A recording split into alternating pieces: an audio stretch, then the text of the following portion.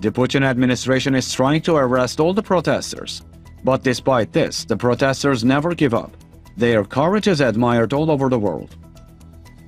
After Putin decided to invade Ukraine, Russian protesters immediately wanted to organize a protest march in Red Square.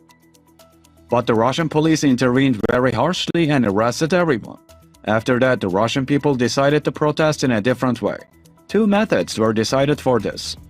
The first method was to organize much larger protests. When there are many people participating in protests, the Russian police are helpless. This makes it easier for the Russian protesters. Russian rioters secretly agree on social media accounts. When thousands of people take to the streets at the same time, the Russian police are helpless.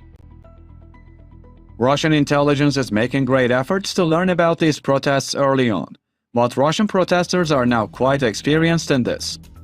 The rebels have managed to secretly negotiate a contract.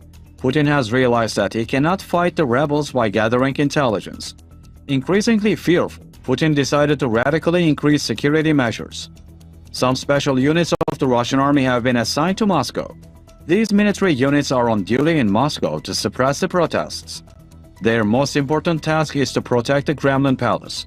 If the rebels move towards the Kremlin Palace, these soldiers will intervene. The deployment of troops in Moscow is the biggest indication of Putin's fear. But no measure can deter the Russian rebels. The Russian rebels have another method. Russian rebels have started to take actions of symbolic importance.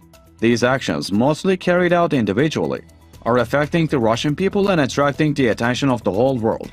These actions are aimed at uniting the Russian people against Putin. The percentage of Putin's supporters in Russia is falling every day. The Russian people want this war to end as soon as possible. However, the Putin administration is making a great effort to change this situation. Putin-controlled media outlets are constantly trying to manipulate the Russian people with propaganda. Russian rebels are taking symbolic actions to prevent this. One of these actions took place in the city of St. Petersburg. St. Petersburg is the second largest city in Russia.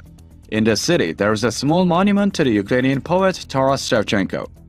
Born in the 19th century in Kiev and considered one of the most important poets of the region, Shevchenko worked in St. Petersburg for a while.